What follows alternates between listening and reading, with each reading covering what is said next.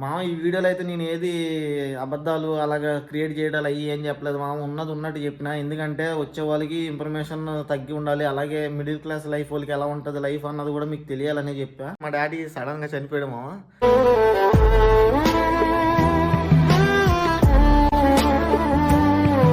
సడన్గా వచ్చి ఒక స్పీడ్ బ్రేకర్ కొత్తగా వేస్తే దెబ్బేయమని పడినట్టు నా లైఫ్ అంతా రివర్స్ అయిపోయింది మామ.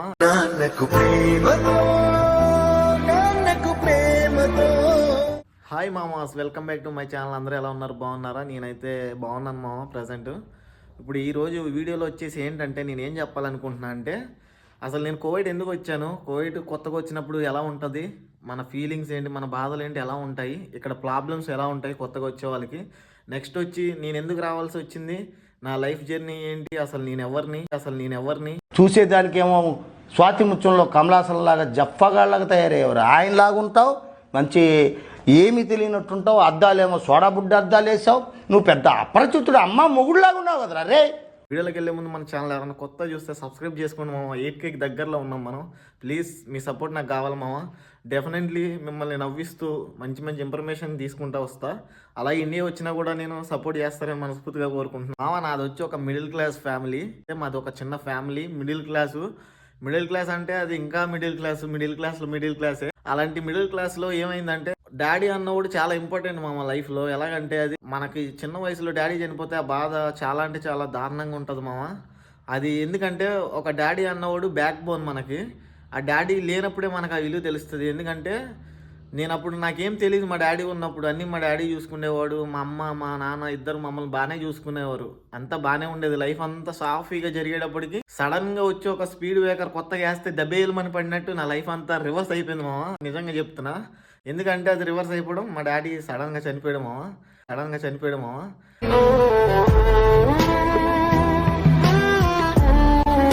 చనిపోయినప్పుడు ఏమైందంటే, చనిపోయాడు. నేను అప్పుడు చిన్న వయసు, మనకు అవన్నీ తెలీదు. బాధపడిపోయినా ఏమవుతుంది తెలియదు అని లైఫ్. ఇంకా నేను అప్పుడు 8th క్లాస్ చదువుతున్నాం మామ హైదరాబాద్లో. మేము హైదరాబాద్లో ఉంటే మా డాడీ మా విలేజ్లో ఉన్నాడు, భీమవరంలో ఉన్నాడు. భీమవరంలో ఉంటే సడన్గా చనిపోయాడని తెలవగానే ఇంక వెళ్ళిపోయిన తర్వాత ఇంకా నేను స్టడీ ఆపేసామామ. 8th క్లాస్ చదివా. అందుకే నాకు లైవ్లో కామెంట్లు చదవడం కూడా కొంచెం మిస్టేక్లు అవుతూ ఉంటాయి, క్షమించండి. నేర్చుకుంటా ఇంకా కొత్తవి. నాకు కూడా మా ఫ్రెండ్స్ చాలా సపోర్ట్ చేస్తున్నారు మామ లైవ్లో. మీరు కూడా నా ఛానల్ సబ్స్క్రైబ్ చేసి చాలా సపోర్ట్ చేస్తున్నారు. థ్యాంక్ యూ సో మచ్ మామ అందరికీ. మా డాడీ ఇట్లా చనిపోయాడు మామ. చనిపోయగానే ఇంకా నా లైఫ్ ఎట్లా అయిపోయిందంటే, మొత్తం రివర్స్ అయిపోయింది. అప్పుడు దాకా హ్యాపీగా వెళ్ళిన లైఫ్ సడన్గా లోకి పడిపోయింది. ఒక డాడీ చాలా ఇంపార్టెంట్ మా లైఫ్లో. ఎందుకంటే ఒక ఇంటికి నాన్న చాలా ఇంపార్టెంట్. జనానికి తెలుస్తుంది అప్పుడు ఎంత ఇంపార్టెంట్ అంటే, ఒక కొడుకు లైఫ్, కూతురు లైఫ్, భార్య లైఫ్ మొత్తం రివర్స్ అయిపోద్ది మామ డాడీ లేకపోతే. నేను గమనించాను నా లైఫ్లో. అది చూస్తున్నాం కదా సొసైటీలో, అమ్మ నాన్నని వృద్ధాశ్రమంలో వేసేయడం ఇవన్నీ జరుగుతున్నాయి. అందుకని చెప్తున్నా, చాలా అంటే చాలా ఇంపార్టెంట్ మామ డాడీ ప్రతి ఒక్కరికి. ఒక హ్యాపీగా జరిగే లైఫ్ని సడన్గా డౌన్లోకి వెళ్ళిపోతే తీసుకోలేడు ఒక మిడిల్ క్లాస్ అబ్బాయి. నేనైనా ఎవరైనా మీలో కూడా ఉంటారు కొంతమంది చూసేవాళ్ళు. చెప్తున్నా, తీసుకోలేనప్పుడు ఆడు ఏం చేయాలో అర్థం కాదు ఆడికి ముందు. ఫస్ట్ ఆఫ్ ఆల్ అన్నిటిలో పెడతాడు ఏలు. నేను కూడా ఆ వర్క్కి వెళ్ళా, అన్ని పనులు చేసాం మా ఇండియాలో ఉన్నప్పుడు. డ్రైవింగ్ చేసా, అది చేసా, ఇది చేసా, తాపి పని చేసా, ఇవన్నీ చాలా చేసా. అన్నీ చేసినా మనకి ఇబ్బంది, మనీ పరంగా ఇబ్బంది. మనకి బ్యాక్ సపోర్ట్ ఎవరు లేరు. మాది మిడిల్ క్లాస్ కన్నా ఇంకా మిడిల్ క్లాస్ ఫ్యామిలీ. అలాంటప్పుడు ఒక కొడుకు నిలబెడతాడన్న నమ్మకం ఒక అమ్మకు ఉంటుంది. అమ్మకు ఉన్నప్పుడు మనకు అప్పుడులో తెలియదు అది. నేను కూడా చేసామమ్మ, నేను కూడా దోలేసాలు వేసా, తిరుగుళ్ళు, తాగుళ్ళు ఇవన్నీ. అప్పుడు నేనేమి శుద్ధపూసనని చెప్పుకోను మామ, నిజంగా చెప్తున్నా, శుద్ధపూసనని చెప్పుకో. నేను కూడా నిన్నో వేసా. అందరితో పెద్ద గొప్పగా చెప్పాను మా వెంకీ అలాంటి కాదని. నేను అలాంటి వాడినే పిక్కి, అలాంటి వాడినే. ఏదో ఒక్క విస్కీనే అన్నారు కదా అని ఓకే అన్నాను, కానీ దుర్మార్గులందరూ కూల్ డ్రింక్ కలిపేశారు, తేడా వచ్చేసింది. మా డాడీ చనిపోవడం, నేను వర్క్ చేయడం, మా అక్క కూడా వర్క్ చేసింది, మా అమ్మ కూడా ఇప్పుడు కూడా కష్టపడుతుంది మామ. నా గోల్ ఒకటే మామ, మా అమ్మని మంచి ఇల్లు కట్టి దాంట్లో మా అమ్మని పనికి వెళ్లకుండా పోషించాలి. మా కొడుకు నన్ను పోషిస్తున్నాడని. నేను ఇక్కడికి వచ్చాకైతే చాలా అంటే చాలా గర్వంగా ఫీల్ అయింది మామ. అసలు నేను ఇక్కడికి రానని కూడా అన్నాను. మా ఫ్యామిలీ వాళ్ళందరూ నాకు చాలా సపోర్ట్ ఇచ్చారు. నేను ఎందుకు వెళ్తా బయట కంట్రీలో, ఇక్కడే ఏదో చేసుకుంటానే. అప్పట్లో తిక్కగా ఉండేవాడిని, వినేవాడిని కాదు మాట సరిగ్గా, కోపం ఎక్కువగా ఉండేవాడిని. చాలా అంటే చాలా నేర్చుకున్నా కోవిడ్ వచ్చిన తర్వాత కూడా. కొత్తగా వచ్చే వాళ్ళకి కూడా నేను చెప్తా కోవిడ్ వచ్చిన తర్వాత ఎలా ఉంటుందో ఫీలింగ్ అని. ముందు చిన్నది ఒక 5 నిమిషాలు, ఎవరు ఏమనుకోకండి, చెప్పాలనుకున్నా చెప్పేయాలి ఫ్లోలోనే. డాడీ చనిపోయాడు, ఇంకా అక్క పెళ్లి చేయాలి, మా అమ్మ కష్టపడుతుంది, నేను కష్టపడుతున్నా, మా అక్క కూడా కష్టపడుతుంది. అయినా మన దగ్గర మనీ అంతగా లేవు. అప్పుడు ఏం చేసాం మేము, మా ఫ్యామిలీ వాళ్ళందరూ కలిపి నాకు అప్పు ఇచ్చారు. నా మీద అప్పు పెట్టుకొని మా అక్క పెళ్లి చేస్తాము ఎలాగైతే చేసేసాను. పెళ్ళి అయిపోయింది. మా అక్కకి ప్రజెంట్ 2 ఆడపిల్లలు. బాగానే ఉంది లైఫ్ అంతా. ఇప్పుడు బాగానే ఉన్న తర్వాత ఏమైందంటే, ఆ బాకీలు ఉన్నాయి కదా మనం ఇంటికాడ ఉంటే అవి తీర్చలేము. చాలా అంటే చాలా దారుణంగా అయిపోయింది లైఫ్. మా అక్క పెళ్లి చేసిన సంవత్సరానికి నేను వచ్చాను మా ఇక్కడికి, నేను వచ్చేసా కోవిడ్కి. ఎందుకంటే అది కూడా నాకు ఇండియాలో బతికే అంత ఛాన్స్ లేదు అక్కడ. ఎందుకంటే అక్కడ బతికితే మాత్రం మనం సంపాదించలేము, ఏమి చేయలేమని ఫిక్స్ అయిపోయా. తెలుసు కదా మా మిడిల్ క్లాస్లో వాళ్ళు అలా అంటారు, నీ కొడుకు ఏంటి అలా చేస్తున్నాడు, ఇలా చేస్తున్నాడు, అది ఇది ఇది అన్ని మిడిల్ క్లాస్ అబ్బాయిలు ప్రతి వాళ్ళు ఫేస్ చేసే ప్రాబ్లమ్ ఇది. అలా ఉంది మా పరిస్థితి. అలా ఉండగా నేను ఏం చేశానంటే కోవిడ్కి వచ్చేసా సడన్గా. మా వాళ్ళు వీసా తీశారు, మా మామయ్య, సొంత మామయ్య, మా అమ్మ వాళ్ళ తమ్ముడు తీశాడు వీసా. నాకు వచ్చేసాను. వచ్చేసిన తర్వాత ఇక్కడ అసలైన సీన్ మొదలైంది. ఏంటంటే మనం అక్కడ అందరితో నైట్ అయితే బల్ల మీద కూర్చోవడం, సోది వేసుకోవడం, అది వేసుకోవడం, ఇది వేసుకోవడం, మంచి ఎంజాయ్ చేసాం మనం. అలాంటిది ఏదో ఒక ఎడారి దేశంలో పడేసారు నన్ను. ఏంటిది, ఎవరు లేడు ఇక్కడ, మనుషులు లేరు, ఏమీ లేరు, అసలు ఏంటిది, నేను ఎందుకు వచ్చాను ఇక్కడికి అని మైండ్లో 100 తిరిగినాయి మా. ఒక్కడిని అయిపోయినప్పటికి ఎవరు లేరు. మా మావయ్య కూడా లేడు నేను కొత్తగా వచ్చినప్పుడు కోవిడ్కి. నేను ఒక్కడిని, వేరే హిందీ ఒక అతను ఉండేవాడు. మా మావయ్య కూడా లేకపోతే ఏమైందంటే అది భయం టెన్షన్ పెట్టేసుకున్నా. ఏంటంటే ఒక్కడనే నా, ఏంది ఎవరు లేడు, మా ఫ్రెండ్స్ లేరు, మా అమ్మ లేదు, మా అక్క లేదు, వాళ్ళ పిల్లలు లేరు, ఎవరు మా బావ లేడు, ఎవరు లేరు, ఏంది ఇది అని అనుకునే టయానికి 2 నెలల తర్వాత మా మావయ్య వచ్చేసాడు. ఇంకా నన్ను కవర్ చేయడం మొదలుపెట్టాడు. ఇలా ఉండాలిరా, అలా ఉండాలిరా, ఇంటికి వెళ్తే ఏమొస్తుంది, ఇక్కడ కష్టపడు, ఎక్కడ నీవు ఈ వయసులో కష్టపడకపోతే ఏ వయసులో కష్టపడేది, కష్టపడు, ఇక్కడ సంపాదించుకో, బాకీలన్నీ తీర్చి అని.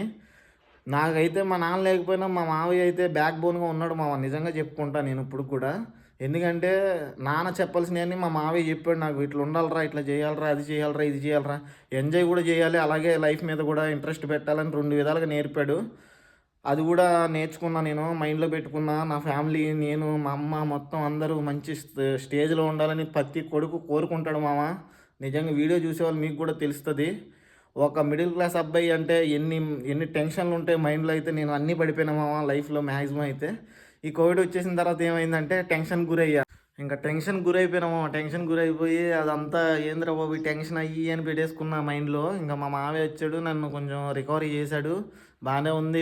సంవత్సరం చేసా, సంవత్సరంన్నర చేసా, 2 సంవత్సరాలు చేసా, 3 సంవత్సరాలు చేసా. ఇంకా ఇది 3వ సంవత్సరం రన్నింగ్ మామ. ఇంకా అలాగే నిలబడిపోయా. ఎందుకంటే ఇంటికాడ ఉంటే ఒక మిడిల్ క్లాస్ అబ్బాయి ఉండి ఏం సంపాదించకపోతే మొత్తం ఇంటి పక్క వాళ్ళు అందరు మనల్ని అంటారు మామ, ఆడేంది ఎదవలా తిరుగుతున్నాడు, గాలిలా తిరుగుతున్నాడు, అది చేస్తున్నాడు, ఇది చేస్తున్నాడు, తాగుతున్నాడు, అది ఇది ఇది.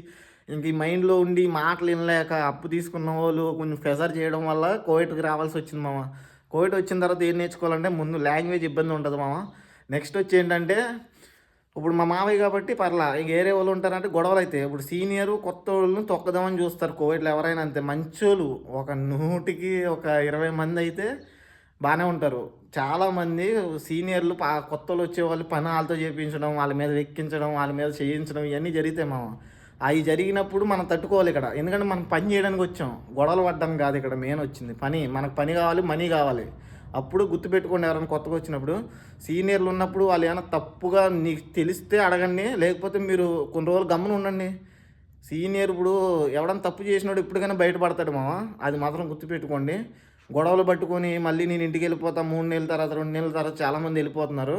అలా వెళ్ళకుండా మనం ఒకటే మైండ్లో పెట్టుకోవాలి కొత్తగా వచ్చిన వాళ్ళు ప్రతి వాళ్ళని. నేను చెప్తున్నా, వాళ్ళు అది అంటున్నారు, వీళ్ళు ఇది అంటున్నారు అని కాకుండా నీ లైఫ్ గురించి నువ్వు ఆలోచించి మామ, డెఫినెట్లీ పైకి వస్తావు. అది మామ నా లైఫ్ అలా జరిగిపోయింది మొత్తం అంతానే. ఇంకా మా అమ్మని ఎప్పటికైనా నేను మంచిగా చూసుకోవాలని అనుకుంటున్నా. డెఫినెట్లీ చూస్తా ఫ్యూచర్లో. ఇప్పుడు కూడా మా అమ్మ స్టిల్ వర్క్ వెళ్తుంది మామ.